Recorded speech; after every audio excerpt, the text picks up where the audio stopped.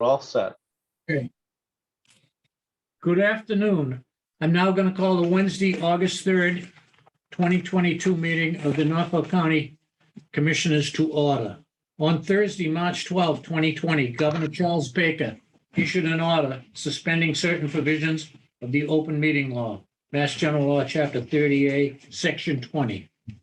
That order was effective immediately and until it is rescinded or the state of emergency is terminated.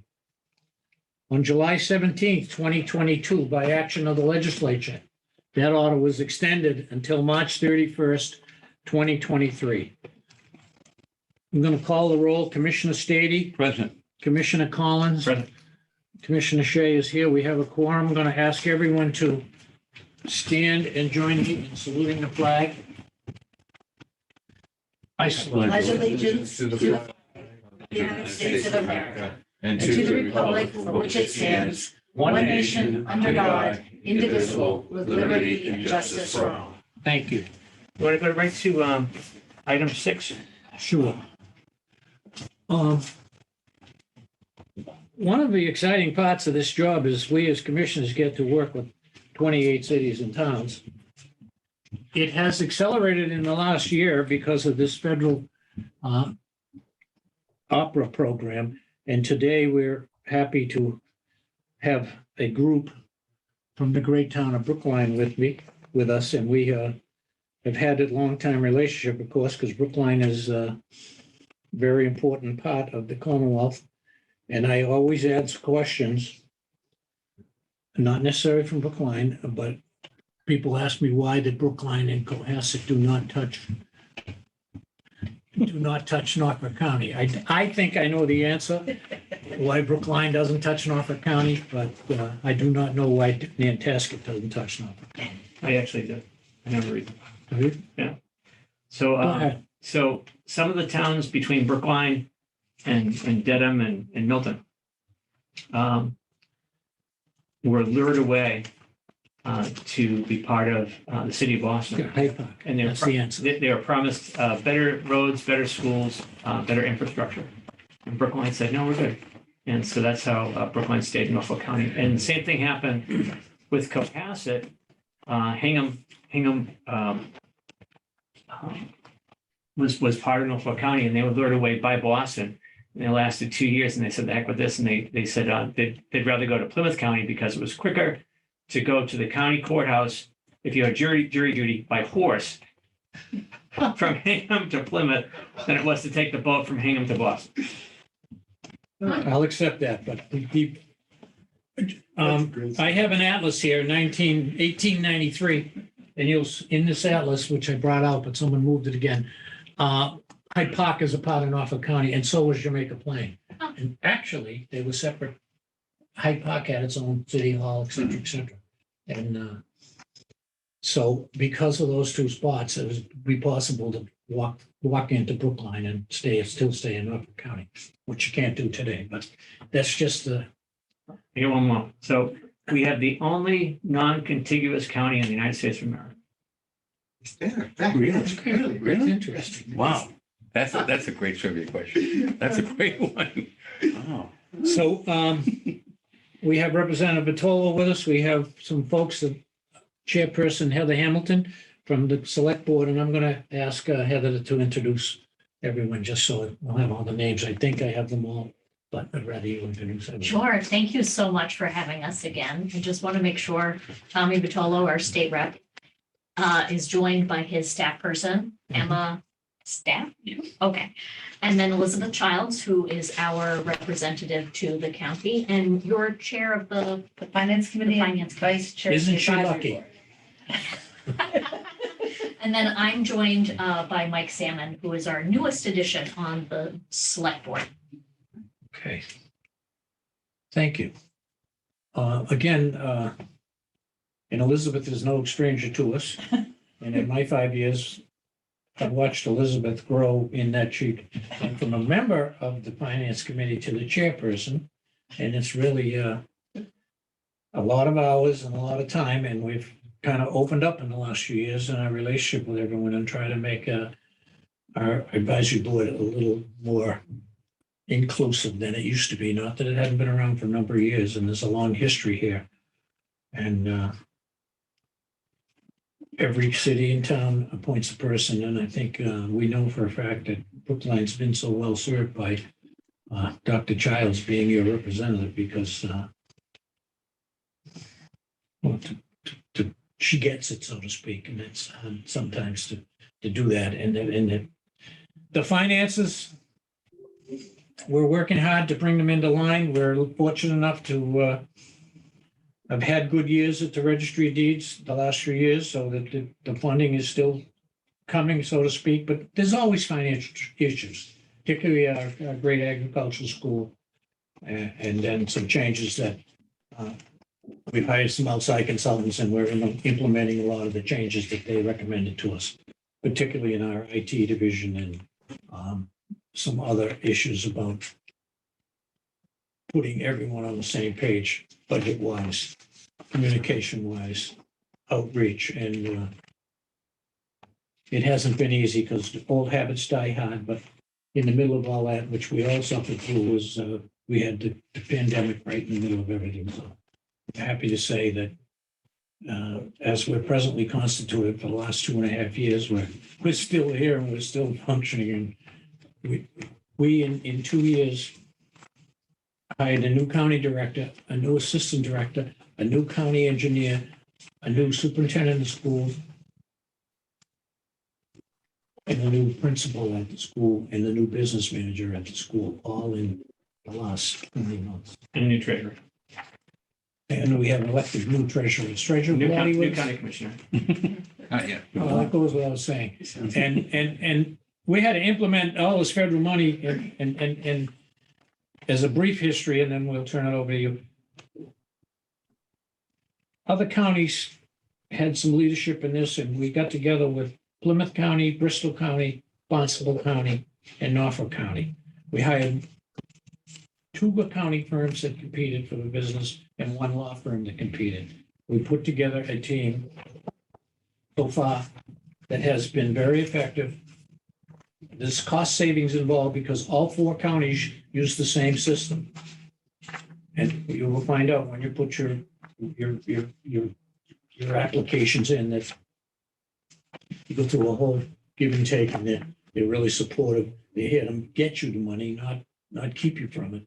But they're also there to keep the federal guidelines and make sure everything's done properly. Because as you know, this money doesn't come without a tail, and we have to report Uncle Sam, et cetera. So far on the first year, we're very happy. We started out by hiring a new director. I only asked him one question.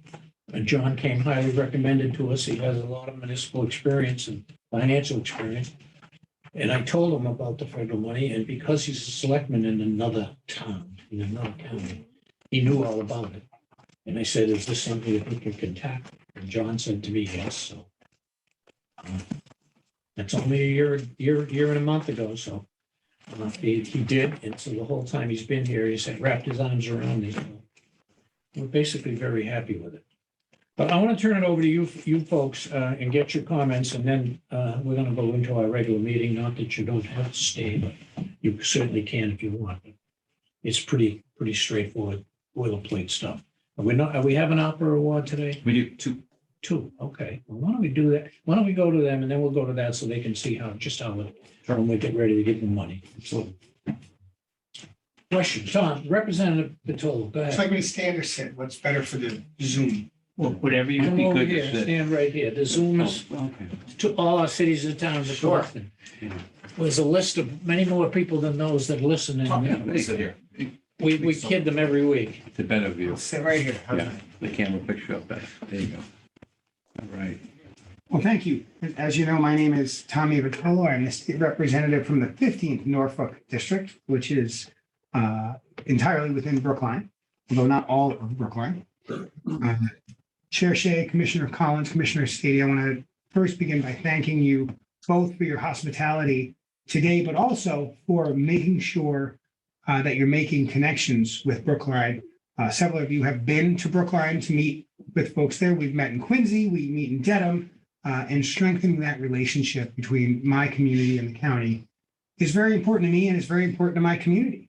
We look at the map and we scratch our head. But I think that the county has offered to be and will continue to be an important partner to my community in Brookline in helping us continue to serve the people in Brookline. And so I'm very grateful for your help. And I'm very grateful for your offer to come in today and talk about ARPA. Of course, it's an awful lot of money, and that comes with an awful lot of responsibility.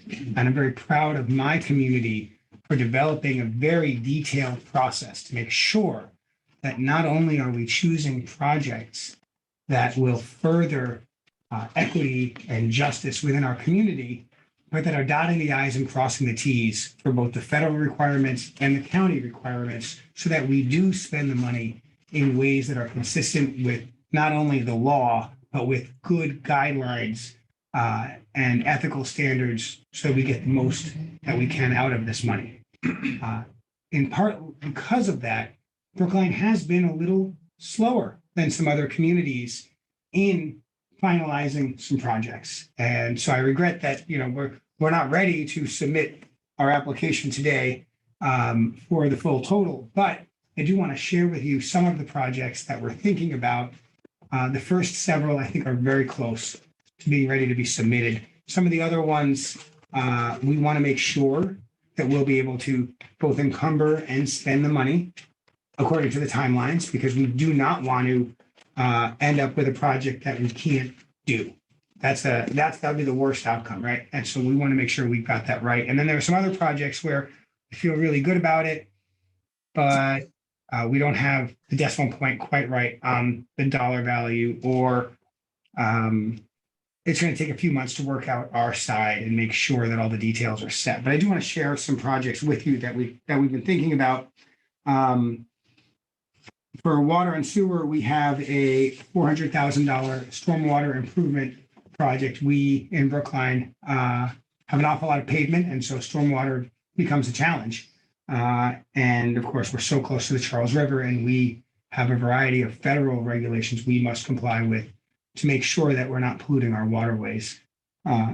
We also have a $350,000 economic study for the Center Street parking lot, which is in Coolidge Corner, and a surface street lot right next to the Sea Line, right next to the 66 bus in the middle of our largest commercial district is probably not the best use of that land.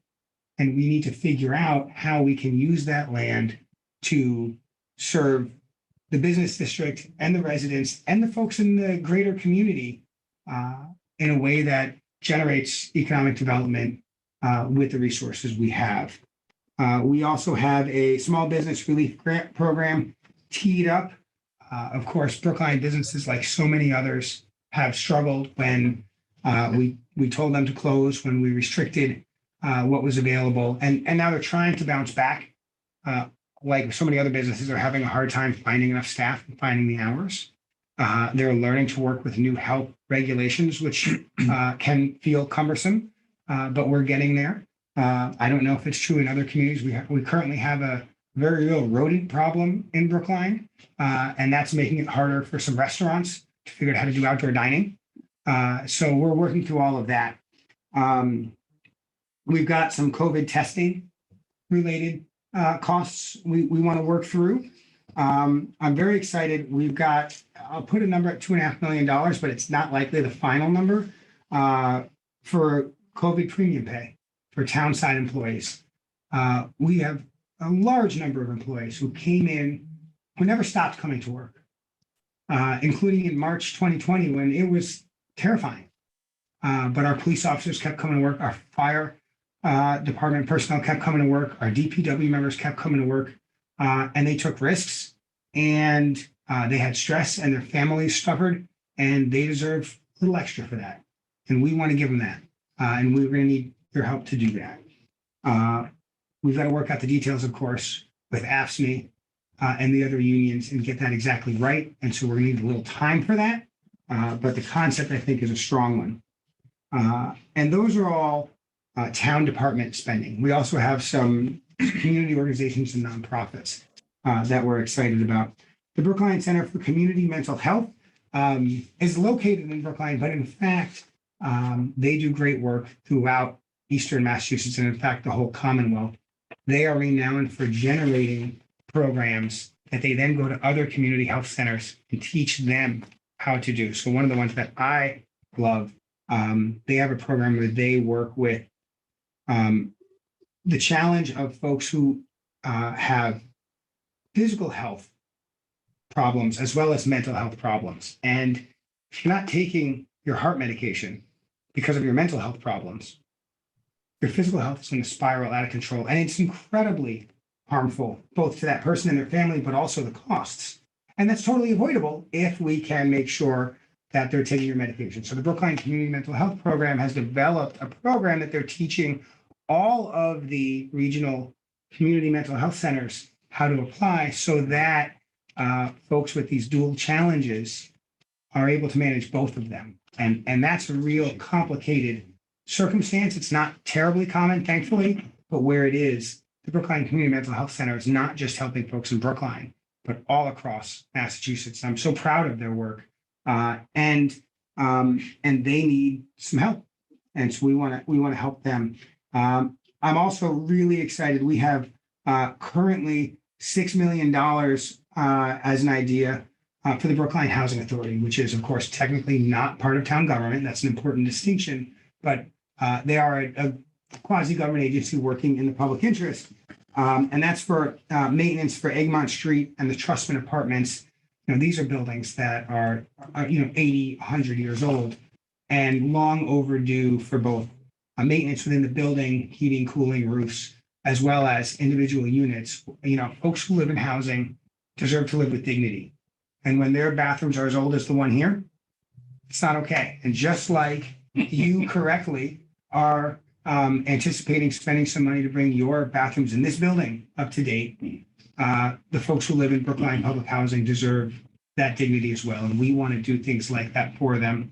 The years and decades of underfunding and deferred maintenance, which is a societal program we all own, we're trying to catch up on. And so support from the county on that would really go a long way. And it's something that I will continue to advocate for, and something I continue to work on getting state earmarks to help fund as well, because they need help from every source of money they can to try to catch up.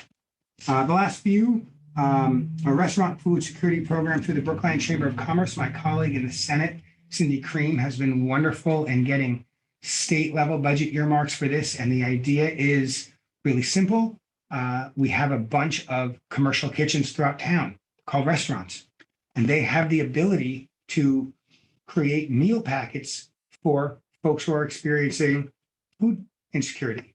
So why not pay them to do it, right? And in this way, we're both supporting our local businesses who are in a struggling, challenging time, and supporting folks who need lunch, who need dinner. And it doesn't cost more than it would in other ways, but we're getting these multiple benefits. And I think that's something we should always be looking to do in government is, can we help more than one group of people with the same action? Women Thriving is a training program that helps women in and near Brookline get to a point of stability. Often it is women who are receiving social benefits. Often it is women who are immigrants, and they do job training and they help women learn how to find and maintain an apartment. These sort of basic things that are fundamental to being stable. And Women Thriving has been an absolute champion on these things, and we want to help them with their training. And finally, Steps to Success, which is, I think, in some ways, Brookline's best kept secret. Steps to Success is able to work with people who live in Brookline public housing, kids, beginning at kindergarten. And by the time they're in fourth grade, they're in the program full tilt. They don't stop at high school. They don't even stop at college. Their kids, Brookline Housing Authority kids, overwhelmingly graduate from college. Overwhelmingly. It's incredible the numbers that they put up. They're not all going to Harvard. They don't all need to go to Harvard. But what happens is these are kids who are breaking cycles of poverty. They come up through Brookline Housing, they come up through the Brookline Public Schools, they go on to college, they either a 2-year degree, a 4-year degree, job training. When they're done, they are full freight. They have jobs, they're paying taxes, they move out of housing. This is an incredible success story, and they've been doing it for a long, long time, very quietly, raising a lot of money from the community privately. And we want to double their scholarship funding. We want to add academic and enrichment programs. We want to keep them able to bring in more kids and have more success, because this program is, it doesn't matter where you are on the political spectrum. Everyone understands this program is such a winner, and we want to support it. So these are the ideas we have for county ARPA funding. The grand total of all of that is, in the $10 million range, plus or minus. And the dollar amount for each individual item may shift a little bit as Brookline dots its I's and crosses its T's, and make sure that we are really spending every dollar that the county sends to us in legally compliant ways, in ethical ways, and getting the best benefits for our community and for our county as we can. I know we have several of these projects. I think we'll be able to apply for as early as next week. And I hope we will do that. And those are more infrastructure based and a little easier to manage. Some of the ones involving the nonprofits and involving as many as 1,000 staff members for town, that's going to take a little bit more time. What would be helpful is, and I know your staff has already been doing this, we want to sort of keep doing this, maybe dial it up, is making sure that the town knows how much detail it needs for each step of the way. I get the sense that we are, where we could hand in a first draft, we're handing in Shakespeare. And maybe we could move forward more quickly if the county said, no, that's enough for us to move on, and we'll clear up the rest in the next stage. And I'm eager to make progress, both to show the community that we're thinking about them and we're going to continue to support them, but also folks need help. And I don't want to wait to give it to them. I want to give it to them as soon as we're ready to do so.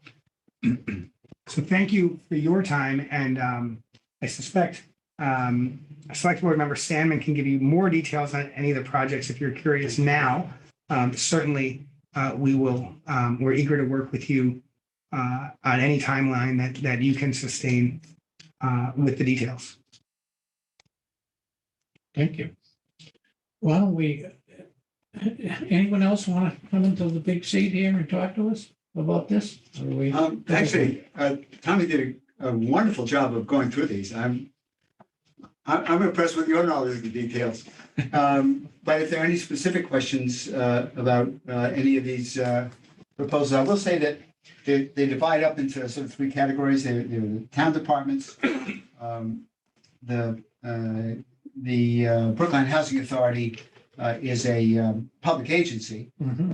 And this, as you may know, the state in particular really has underfunded the family housing for years.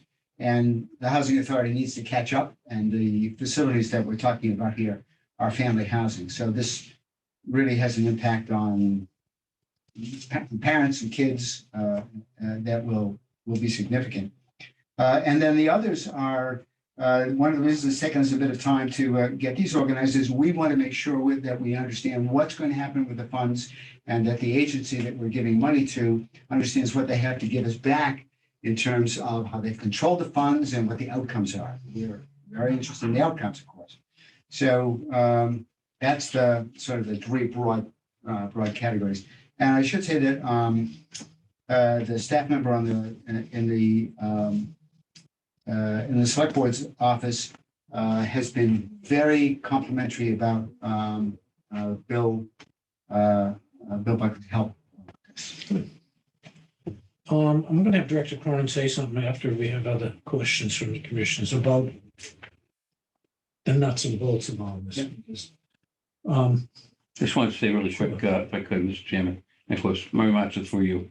I think all of us will recall the situation with the Brookline Court and how quickly Representative Patolo reached out to us to make sure that we were on board and how quickly we did respond with others and averted, which would have been a very bad situation. So from the beginning, and I'm very fortunate to be sitting here, I always say that I'm very blessed to be here and to serve with great people.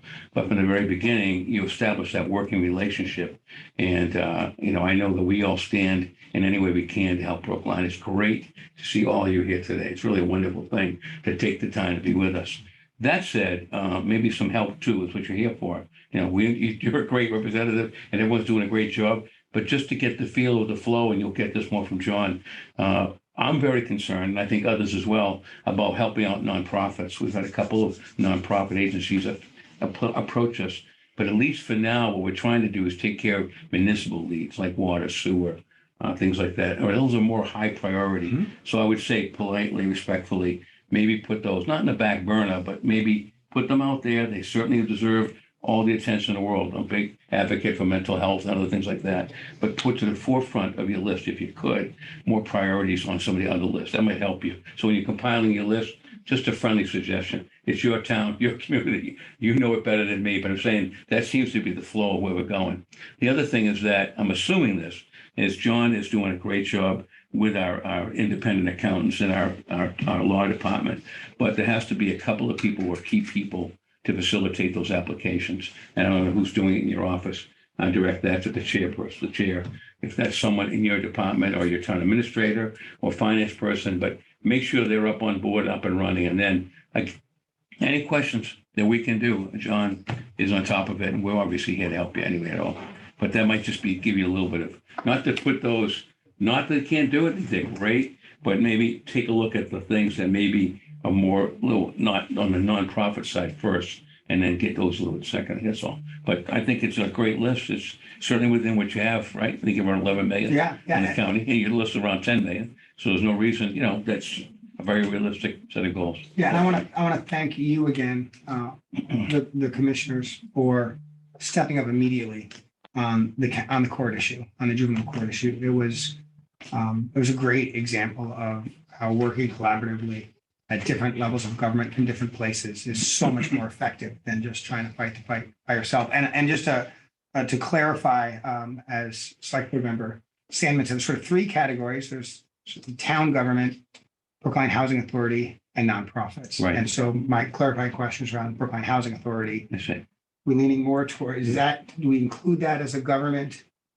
When we put in, I hear you loud and clear on things like water and sewer and planning community development.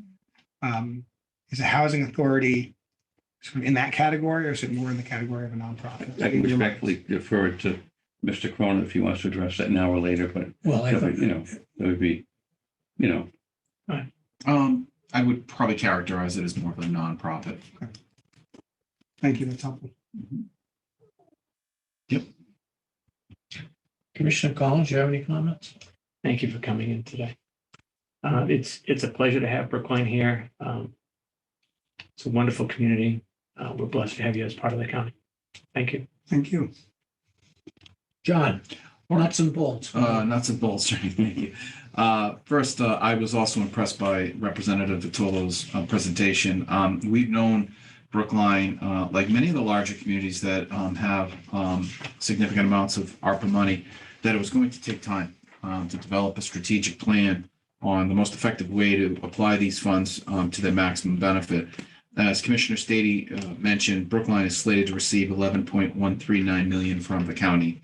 While I fully appreciate the representative and the select board's interest in getting the monies where they need to go, there's time. You have 2.5 years. The effect of moving funds to the areas from the federal government's perspective must be obligated before December 31st, 2024.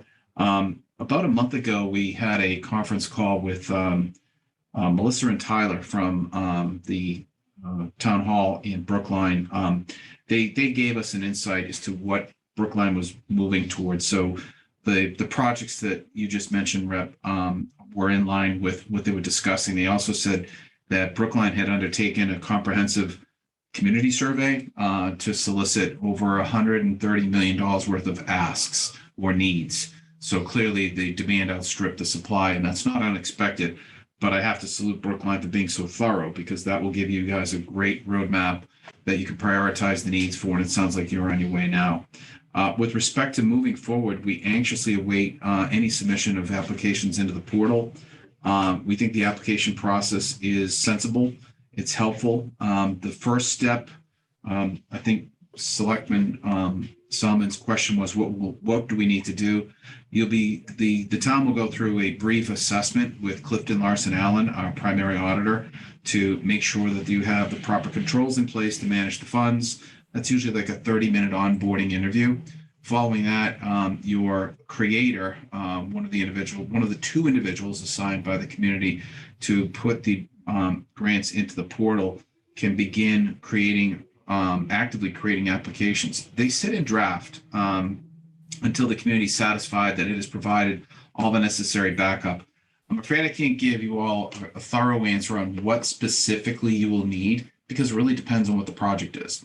For example, if it's a large capital project like the one you were mentioning, Rep, that may involve sewer, I think you had a $400,000 stormwater. I presume that would probably have a town meeting vote behind it. So we'd like to see that the town meeting vote has occurred and that the funding will flow after that. So that's an example of some of the backup that would be required. In other instances, if you've expended funds, for example, if the town of Brookline has expended funds on pandemic pay and you want this grant to offset that cost, that's a reimbursement. So for different grants, there'll be different kinds of backup. Clifton Larson will help the community through that process, letting you know and your applicants what exactly is needed.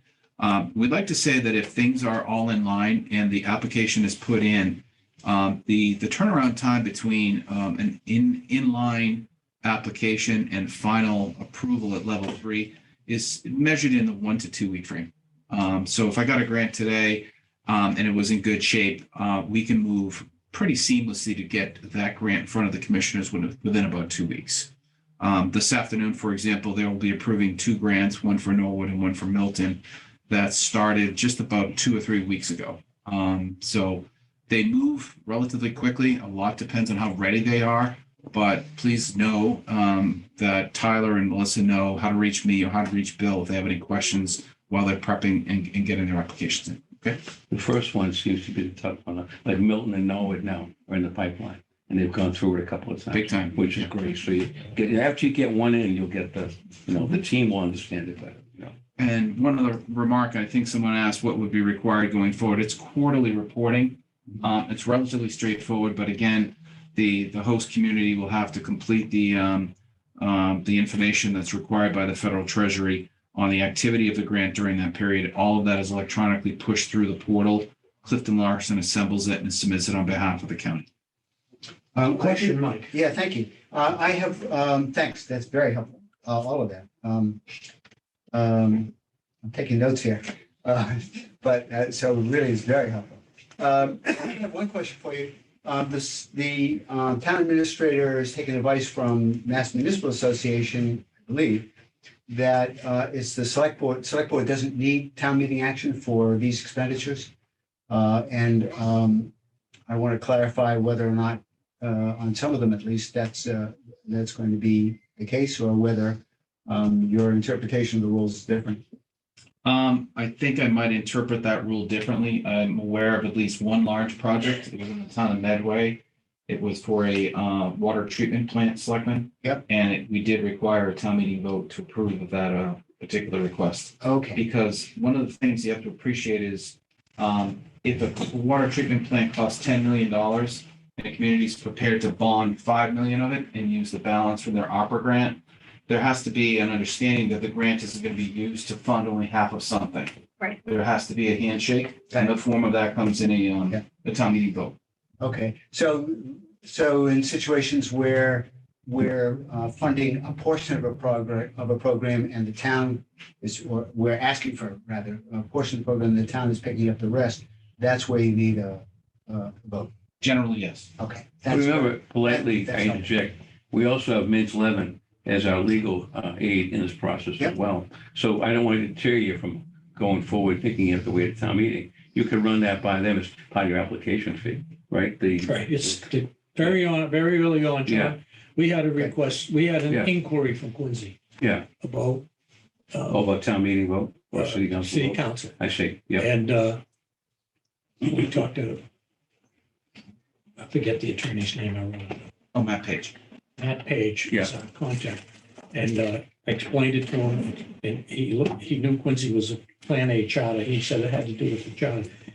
In Quincy, matters of own financial matters, only the mayor can propose financial matters. The council can only cut the budget, cut something the mayor does. They don't approve department heads except for the city clerk and the city auditor, the only two employees of the city council. He said in Quincy's case, no, he looked at it, we're well along with Quincy. I think we gave them $4 million for the intersection of East Howard Street and Quincy Avenue recently, and it's one of our largest one. So I think that question is something that Mike Page would be happy to look at each time. I'm not sure everything, because our experience on the other town is Medway, yes, these others, Milton, no. Mm. To my knowledge, I don't think any of the Milton requests have gone to town meeting. I'm not trying to create an issue that doesn't exist. I think it's worth the asking. We'll do the digging, and The part of the, they're ready to answer it. that's all, it's just what I'm saying. And I would add the It's just- timing is such that we would want to push forward with those questions very quickly. Sure. Because Right. we have a warrant coming up soon That's for what I'm town meeting thinking. in November. Right. We missed that, now we're going to May. Right, that's right, that's what I was thinking. So throw it in, and then if part of the process of vetting it, Mitch Levin or somebody comes back and says, you know what, you might need town meeting approval, now you know where you're going, that's all, that's all. Thank Or if you. you don't need it, you go forward, that's all. Thank you. That's fine. That's what we're here for. All right, Charles, do you want to say any words?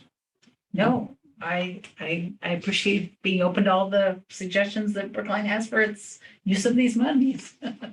It's good. Great. You know, while the folks have ventured down here, why don't we go to item number 10 and give some money to some of your fellow towns? We can see how the process goes. This is the good news.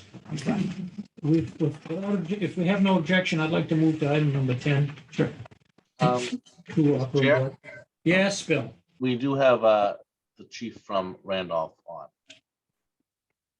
The chief is on the, all right.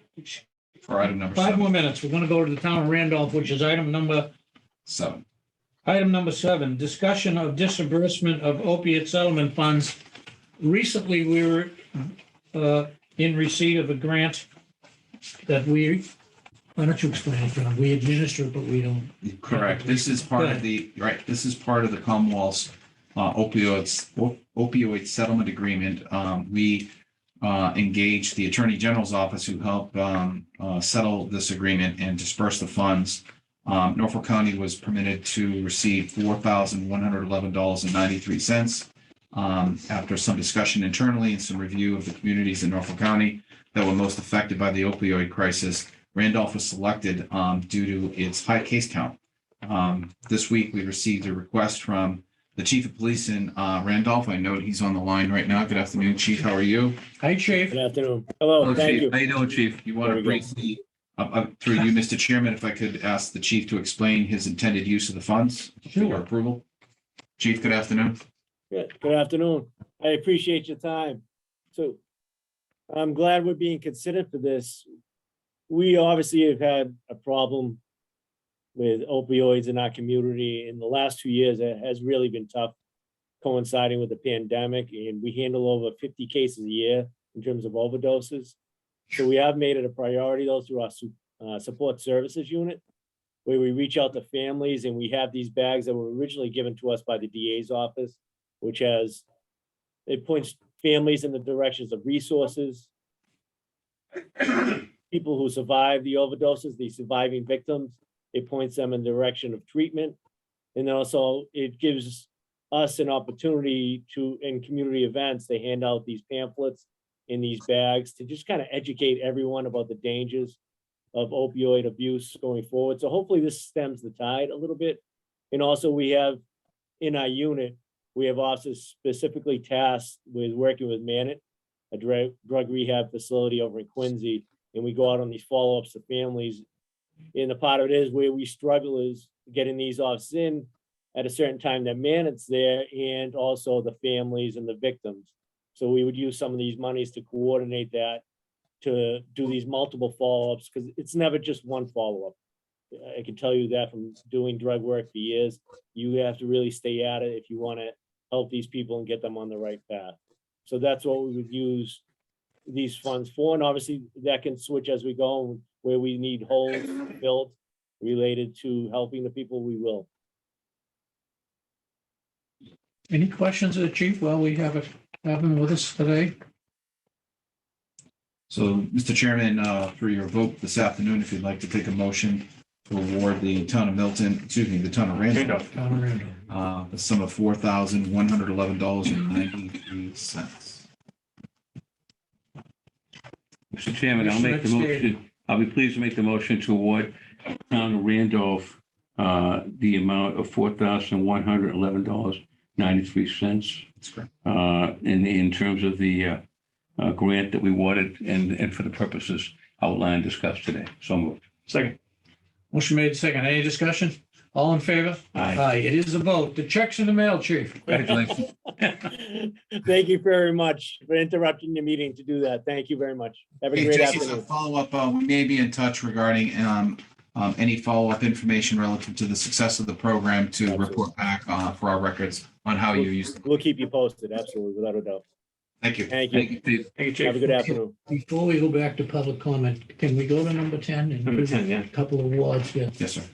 In your packet are 2 awards today, ready to go under the opera warrant. If you'd like to make a motion, You Commissioner want to Stady, explain each? Yeah. and have John explain them and we can make the vote. I have them here somewhere. We all have them. Okay. Go ahead. The first grant for this afternoon for your considerations to the town of Milton, $1,500,000. The town of Milton DPW Engineering Department is requesting consideration for assistance to work under this contract, but not limited to relaying of existing water main with ductile iron water main on Audubon Road, Elm Street, Dean Road, Cabot Street, and Pilgrim Road for approximately 6,900 linear feet of 6-inch to 12-inch water main and related hydrants, service connections, bypass piping, pavement, and safety signs. As Commissioner Stady earlier indicated, this is the latest in a series of awards for the town of Milton. I believe this might be their 7th award. Very active. Motion? I'll move, Mr. Chairman, that we award to the town of Milton the opera grant in the amount of $1,500,000 for the category of water sewer improvement and for the purposes outlined in our discussion today and are presented by our director. So moved. Second. Second, any discussion? All in favor? Aye. It is a vote. Next. The second grant is for the town of Norwood, totaling $170,000. Under the economic impact category, the town is requesting funds for Norwood to focus increased needs for residents through $42,000 of outreach services for senior citizens of Norwood, $28,000 for senior transportation assistance due to backlog of medical appointments for the elderly, $35,000 for animal control officers and benefits, $45,000 for public health nurse to continue contact tracing and immunizations, and $20,000 for interns to support the public health nurse and social worker previously submitted in another project. These programs support and enhance the public health of the town of Norwood. Mr. Chairman, Yes. with your permission, I would move that we award to the town of Norwood an opera grant this day in the amount of $170,000 in the category of economic impact, specifically for the reasons of public health as presented in the document as discussed by a director this day. So moved. Second. Any discussion? Any further discussion? Motion is made and second. All in favor? Aye. It is a vote.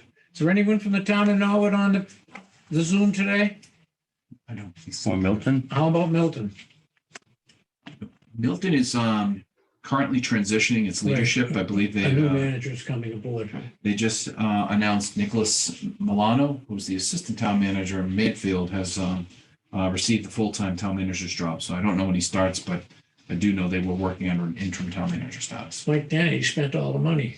He left All some. the opera money gone. The old manager spent it before he went on to the dreaded private sector. Oh, good. Through you, Mr. Chair, and it just occurred to me for our friends from Brookline who may not be aware, We've made this statement before, but of the counties in Massachusetts, Norfolk leads the other counties in the disbursement of funds by a large margin.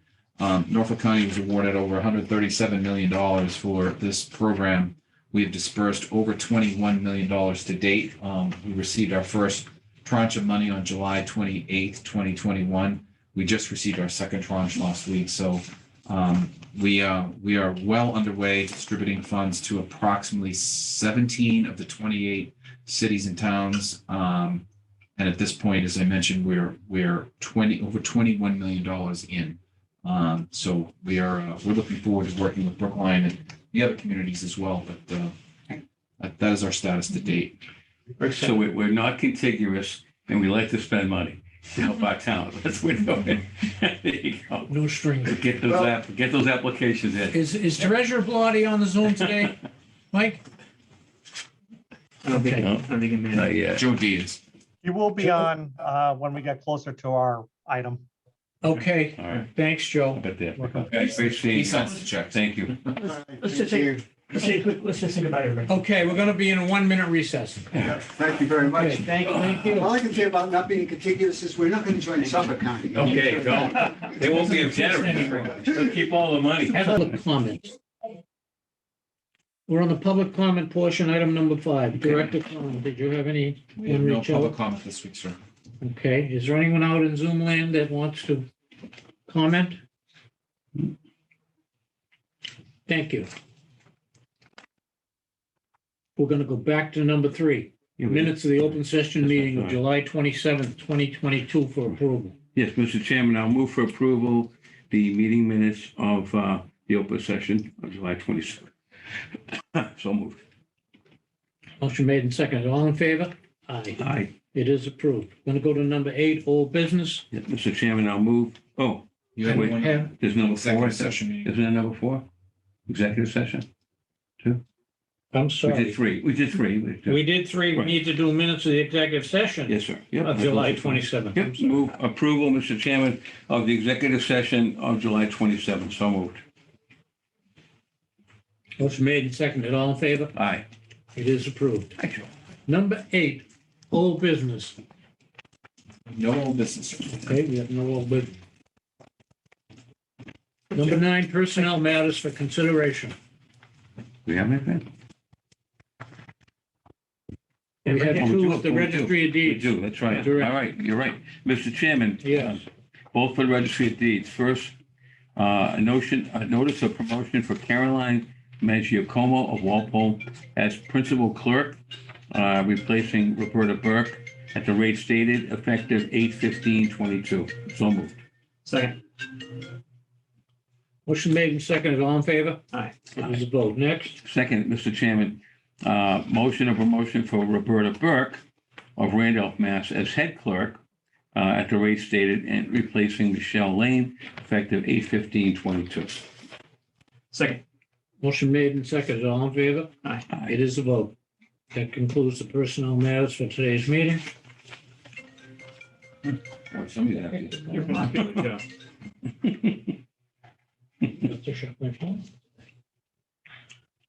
Payroll and expense warrant? Next, payroll Mr. expense. Chairman, quite a long list. Let's see what we can do here.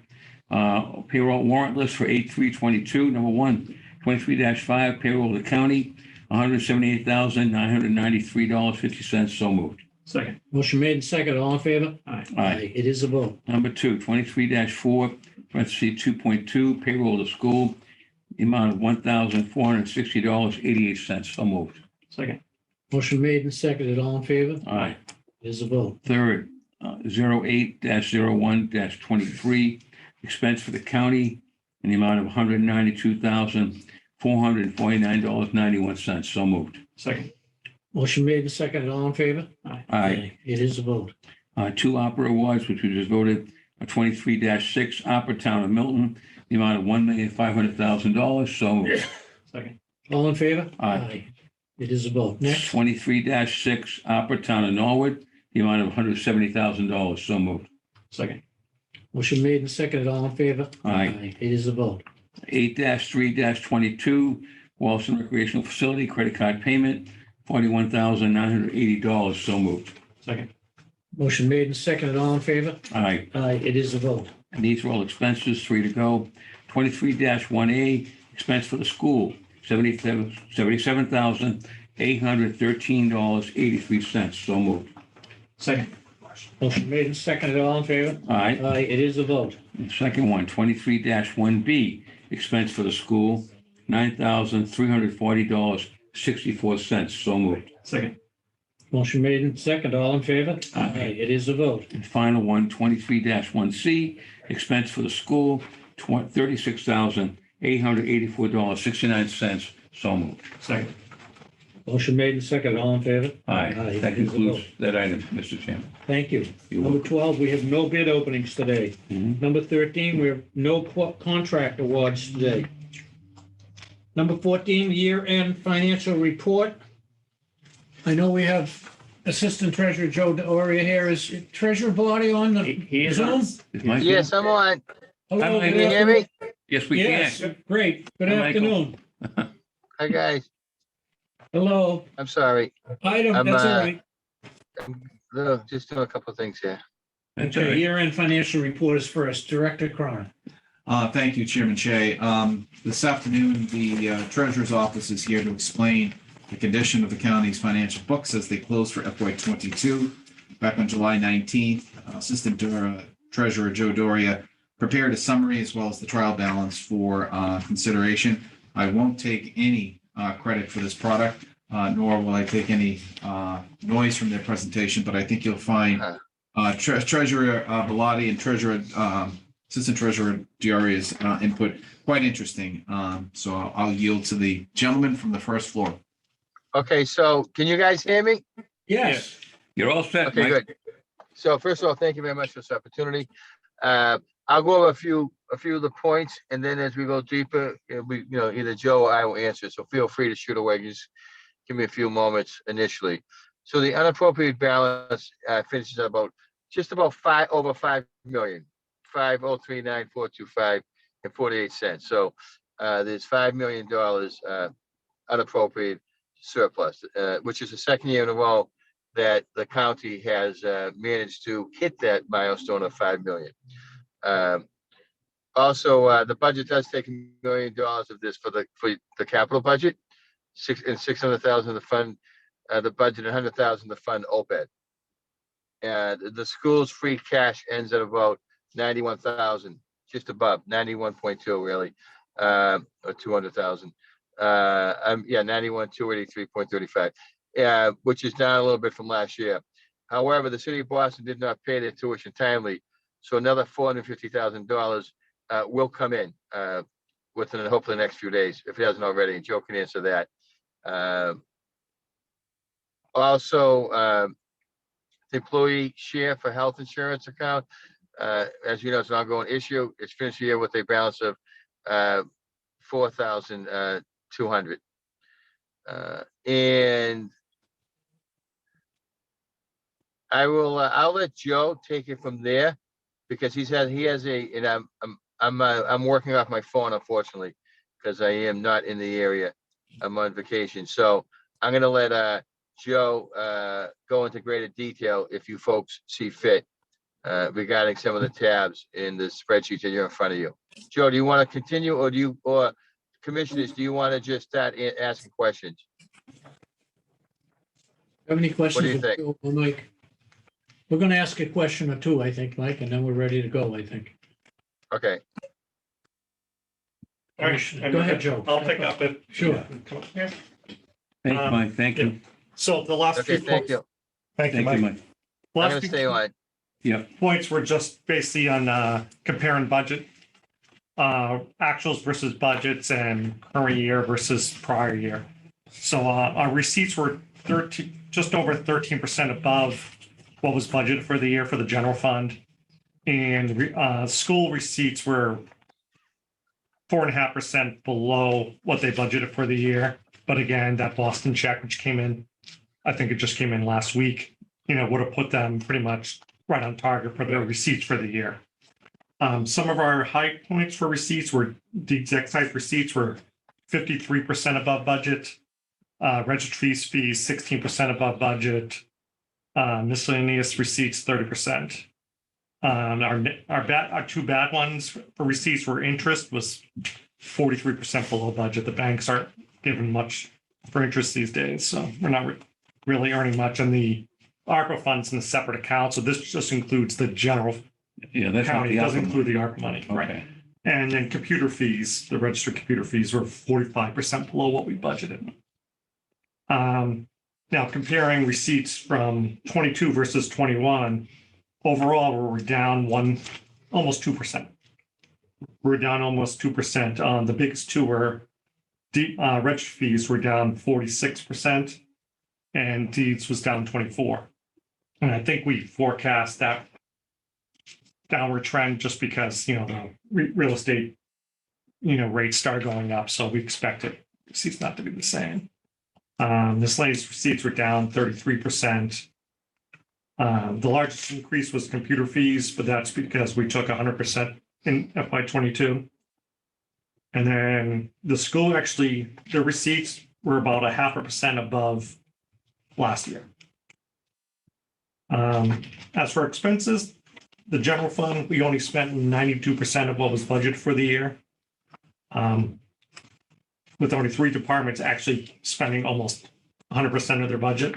There were 5 departments that were below 90% expended, which is good in a way because they don't spend the money. That's more money for the general fund.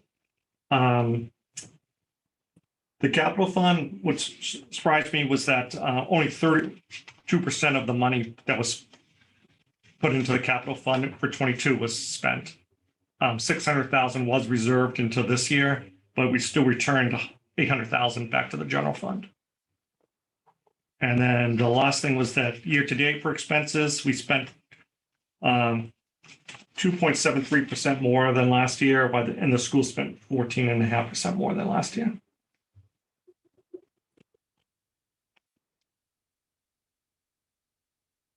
Okay, any questions of Joe and Mike? Yes, Yeah. Commissioner Stady. If I could, thank you, Mr.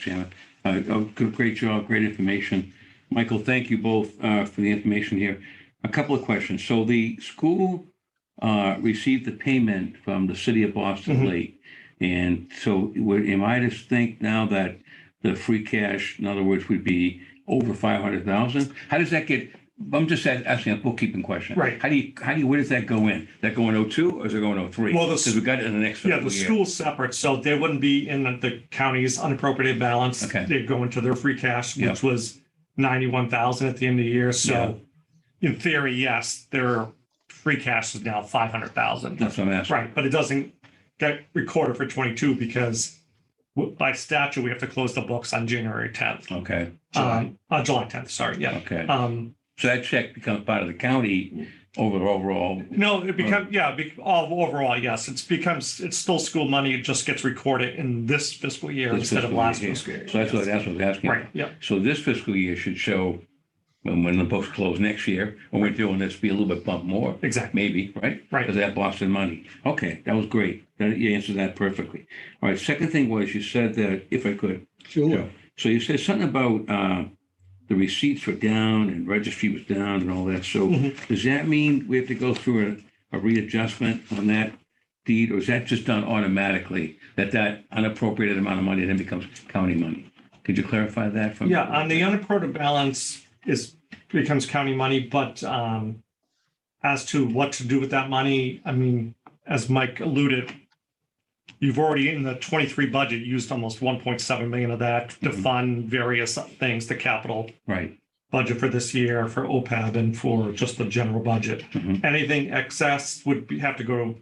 You would have to decide what to do with it, and then go to the advisory board to move it wherever you want to move it, stabilization Okay, or whatever. okay. One more, if I could. All right, great, thank you. So now the question I got, more before, just insight. This is probably beyond now. You gave us the information. My question is, how come? The general fund was only around 3% over last year, and the schools were up around 15. How does that compare? I'd like to see a track. Be great to see. How does that look over the last couple of years? Are we trending the right way, the wrong way? Just curious. Right. I know schools are different than general government. I know that obviously, but I'm just seeing how that plays out. That's all. I think if we I could do that for you, Thank you. definitely. But if we do that, I think you're going to see like a big upward trend because of, during COVID, the registry was, gangbusters Mhm. with activity. Mm, And then it's, going to see the downward, Mhm. trend now, mhm. Okay, I meant, it was your last comment about my comparison. I'm sorry, maybe make clear. It says between 22 and 21, general fund is 2% more. Oh, right. Then the school is 14% more. Yeah, for I'm asking expenditures. about that. Yeah. So I was wondering if you can get a chart that would Sure. outline, say, 3 or 4 or 5 Yeah, years. I can do that. That's all. Otherwise, that's it. Yeah. Thank you. You're Great job. And we're getting more money on the opera account, aren't we? Than what- We got The rate must be different. we got the money in, yeah. Okay, but the rate is better than what? Right, yeah. Okay. Okay. So, Joe, ahead. I don't know if we touched on this, Mr. Chairman and Joe D and commissioners. Yeah. For example, our office was budgeted for, I think the number is what, 547,000 or right around there. And we're returning around 50,000. So we're returning about, which doesn't seem like a lot of money, but it is, just about 10% of our budget, which we didn't expend for particular reasons. One was the legal line item, temporary salaries. Right. There was no Yeah. need to draw down on those. So that's just an example of Yeah. like what we went through. Yep, yep. Okay. Right. I got you. No, I get you. And just trying to find out, that's all. Getting ideas, that's all. Yeah. Good. Okay, thank you. Thank you. Upset, Mr. Chairman. Any other questions for the treasurers? Nice job, Mike. Nice job, Yes, Joe. enjoy that great weather wherever you are. Great week to be Oh, yeah. wherever you are. It's nice Okay. and, nice and warm. Thank you. Entertain a motion to accept the year-end financial report as given today. Yes, Mr. Chairman, I'll As move presented. the acceptance of the trial balance report, which was dated 6/30/22. Right. Okay, so moved for the numbers entered in. Motion made and seconded. Any Second. further discussion? All in favor? Aye. Aye. Thank you very much. Thank It you is a very vote. It's in the Thank you. book. You can get that whenever. Don't Posted. worry. Yeah. Nice to see you now. Thank you. Good. By next week. Thank you, Joe. Thank you, Thanks. Joe. Thank you, Mike. Joe. Thank Thanks, you. Mike. It's good.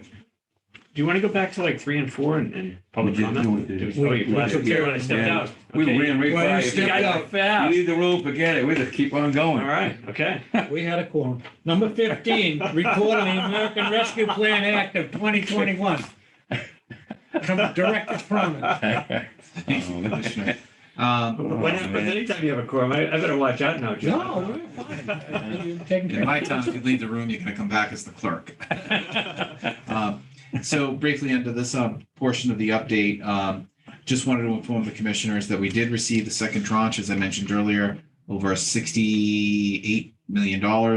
So we are now made whole on the $137 million. This past week, my office worked with 2 communities providing technical assistance. Earlier, we heard from Rep. Vitolo and select persons from Brookline about the work that we had done with their office it was probably about 5 weeks ago when we spoke to Tyler and Melissa, giving them the same kind of information about, they have ideas, they don't want to move forward unless they think they're viable. Well, this past week, we had a similar call with Rentham, their finance director, went through a host of different ideas. One of them was, in their case, they're looking to repurpose a parking lot to make it more of a recreational space. But they wanted to make sure that the grant had a viable sense of approval before moving in the direction of putting it in. So we confirmed through the call that they did, and I expect to see their application soon. This morning, we had a similar call with Eric Mason and AJ Cavillion from Quincy. Quincy, the other large community in Norfolk County, is also gearing up to submit a host of applications. Eric had a lot of questions about the viability of certain projects. They are moving a lot of money towards recreational space and things of that nature, parks, things like that. So I suspect, Chairman Shea, that we will see more applications from your host community, Quincy, in the coming weeks. Overall, I just want to also mention we will have a call with the multi-county ARPA team, not this week, but next week. Had to be deferred. But we will look to share our common understanding of how things are trending and also look at opening up the apportionment or the allotment that we currently use for the disbursement of funds. As the commissioners may know, Norfolk County is providing up to 50% of their community's full appropriation for award now. I'd like to move in the direction of minimally 75% of their total award, so that we can begin shaking loose the balance of these funds over the next several months. But that'll be in play when we speak to them, probably in a couple of weeks, see what they think. We are still waiting to hear from the Treasury on the technical clarification to our revenue loss question. We have two grants, one from Bellingham, one from Dedham, that are in abeyance until we hear from the Treasury. It has been 5 weeks since we sent in the technical question on the revenue loss interpretation. So before we move on any additional revenue loss applications, we felt at the time it was prudent to stop any revenue loss distributions until we receive the clarification. Luckily, we have Ben Thomas from Senator Markey's in our stable. He's a great guy. He's been working with us. He's been sponsoring a lot of the letters. He contacted us yesterday to find out if we've heard anything. We had not. So he's been pinging the Treasury to hopefully shake loose an answer, and we hope to get one very soon for those two communities.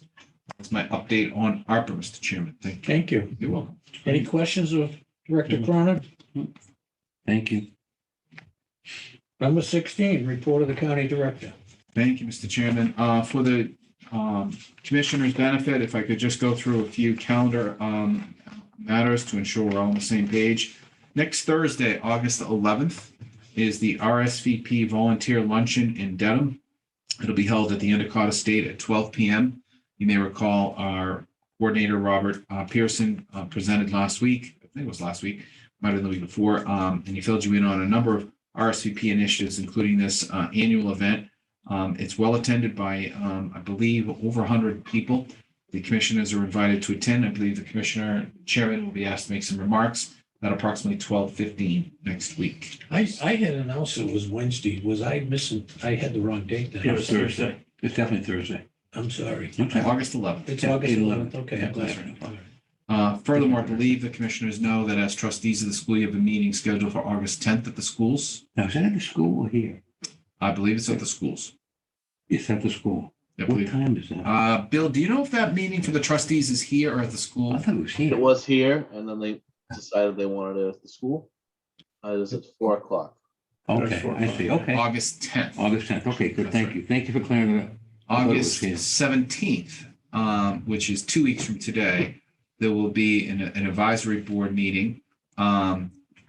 At 6 o'clock, the finance committee will meet, and at 7 o'clock, the advisory board will commence their meeting. That meeting is completely remote. Okay. I expect Chairman Reardon and Chairwoman Childs to be here, and we'll operate the meeting from this location. The members have been advised, Mr. Huffley sent out notice that it is a very brief agenda. It is dealing with the school contract and the facility maintenance budget.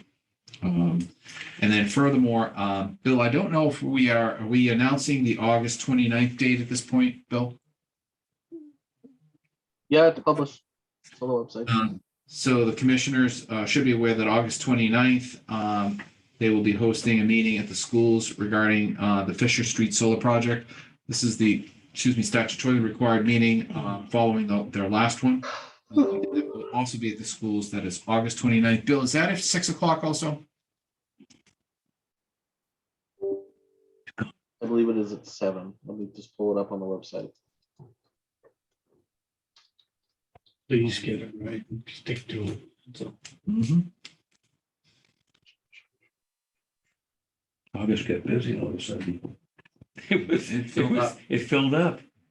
It was such a quiet month. There's no dog days. It is at 7. That's correct. 7 p.m. on 7 August 29th, and that is at the school. AKC ring. Be there, Right. Mr.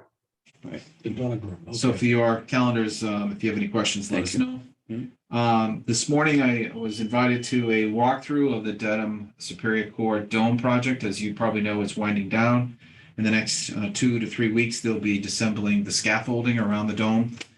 This project, as you may recall, was part of a bond project of about $1.5 million. It included repointing of some of the areas beneath the dome that support the dome, as well as scraping and refinishing the dome and the copper-cladded infrastructure around it. We climbed to the top again this morning to inspect the dome. the county commissioners should be very, very proud to own such a treasured historical landmark. It's so impressive when you're there looking at the dome to see the craftsmanship that went into that building well over 100 years ago. It is beautifully done. Alston Corporation did the work. They have completed a very labor-intensive act to remove years and generations of paint and built-up product. They brought it down to the original copper, cleaned it, and have applied finally the coats of paint and sealant that will give us at least 10 years of use going forward. We talked a little bit about the maintenance of the dome going forward. They do recommend periodic power washing of the dome and following that the application of other clear coats.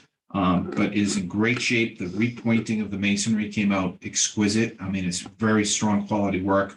I trust you'll find it to be quite impressive once it's revealed when the apparatus and the catwalks come down in the coming weeks. If I could interrupt, any way we could get some pictures to describe that and then put it on our website? Well, I was talking with the foreman. Bill was doing exactly that. Oh, So great. absolutely, yeah. That'd I be took great. one. No, that's good. But it's Terrific. Good. it's Dick, it's really beautiful Sounds work. great. It looks brand new, Yeah. and they did a great job. Good. And we watched them over the last year, labor intensive with hand tools scraping off that product. They used a chemical process to scrape it off. So really well done. The railings out front Doing the railings too. are underway. That's a Yeah. project you've previously funded. They have scraped them. They have now applied the primer on it, and they'll be applying the final coat very shortly. One item that does look unsightly as we prepare for the October 16th naming of the building for Congressman Delahunt is there are stains on the granite from the railings over a period of years, and it's plentiful. The stains are all over the area. So I'm going to solicit quotes to try and get that cleaned up. Alston did try to use a simple chemical process that they thought could do a spot treatment. There was no effect on the stains. So there are deep ingrained stains that have oxidized and they need an industrial solution. So we'll be looking to see if we can get that cleaned up for the October unveiling. Stoughton District Court, the vent work and the gas piping is being done yesterday and today. As we wind down on that project, I will alert you when we have received a final go-ahead to activate that new system. Good. The IT transition continues. We have conducted interviews as the selection process has gone forward. We are now going to move to a second interview for a candidate that the panel looked at last Thursday. That second interview is this afternoon at 3:00. We're also scheduled to tomorrow have a conference call with a vendor that Dan Caparata set up to discuss additional penetration services during the weekly transition meetings as we move our way through the strategic pieces that need to be discussed and planned for. We're referring to the Ripples Group report often, and one of the items that they called out was back in December through February, the registry system went through a process that examines its vulnerability. It's called vulnerability testing, and they found that the systems were intact, that they had no breaches. You can think of a vulnerability test as, you're in a pool and you're looking to see if there's any leaks coming in, but you're not on the outside looking to see if the perimeter is really hardened. And that's a penetration test. They're a little bit more intensive. The same vendor, according to Dan, is available to perform that service. We're going to have a conversation with them tomorrow morning to see if they can perform a penetration test for all server networks for the entire county. Is our next step in trying to address some of the immediate issues that the Ripples Group had called out. And then finally, one of the other prongs was the staffing piece. I think I mentioned we're going to be looking to ask the advisory board to consider creating another network administrative position at the registry this coming September. I believe that is all I have this afternoon for you, Commissioner Shea. Network administrator or a techie? Any, Same thing. Network administrator. It's a hardware person. It's somebody who's managing the network. any other questions of the county director? Yeah, so ironically, as we were about to get a photo taken, someone mentioned about the bathrooms or whatever. Is that slated? Is there a schedule on when those are going to be worked on? I'm glad you brought that up. Thank you. So one thing that I've asked our facilities department to look at is improving the galley here on the second floor where the employees use to store their food, prep their food, make their food. What struck me when I got here was there's no sink, which hygienically is not preferred because you want a sink there so people aren't using the restrooms. Traditionally, if you use a restroom, you're putting food product down a sink and it causes problems. So Jim Regan and Joe Feeney came over last week and we examined the whole area and we're going to be looking to renovate that space, put up new cabinets, get rid of the carpet, put in linoleum, and improve the area with a new sink. While we were there, Jim told me that he has worked to try to get a couple of plumbers to come out and look at the 3 bathrooms that were funded in FY22. We lost that money to give us cost estimates, but because the industry is so overpowered with demand, he hasn't been successful. Working through channels that I happen to have, I was able to get contact with a major plumbing vendor out of Quincy this afternoon, right before this meeting, actually. I just pinged that large plumbing company and I CC'd Mr. McGowan and Ms. Rockwell to see if they would give us an estimate on renovating the tile work and the fixtures for those bathrooms. If we get a cost estimate, and we have an interest from a vendor, I will reactivate the request to supplementally fund the request Right, through. we put the money in the budget though. It's in the budget, though, right? No, I no. thought you said it wasn't in the budget. Oh, I'm sorry. It may be, I'll have to check, I think I put it in the capital budget, Yeah. but I have to double check that. But it was originally, But if we I'm can not do it, mistaken, we'll in do the supplemental from FY22. All right. In any event, we'll be lining up funding for FY23 Mm. once we find a vendor Mhm. to give us a quote to get the work done. It's been a challenge. It'll take a while, but all right. At least we're, maybe keep us, that's one to keep an eye on, Absolutely. take care of it in-house. That was all I have. Okay, so district court you covered, right? Yes, sir. The bathrooms and plumbing. It sounds like the Superior Court's in great shape, huh? It's coming along. You know, one of the things I have to give, Olson Company that you all hired to do this work has been thorough professionals. Great work. They understand the They're a nature. national company. They actually, you're right, they've done the capital. They've done tremendous work. They understood the nature of working on a dome while justice is being served right underneath them. And we haven't received any complaints, which is good, but they, from a customer standpoint, they've been great to work with. All right. So thanks to them. Excellent. Okay. Number 17, any emergency items that the chair did not reasonably anticipate would be discussed. I have none this week. I'll say that we will be breaking and we have some interviews at 3:00. That's right. Okay, we're waiting with bated breath. Anything else, commissioners? No, that was a fun meeting. Great to see Brookline in. Yes, we can do more It outreach. was great. That was great. That was great. No, I'll move, Commissioner Collins, any questions? I'll move we adjourn at 2:26. Second. Motion made and seconded that we adjourn. All in favor? Aye. It is unanimous. Thank you very much.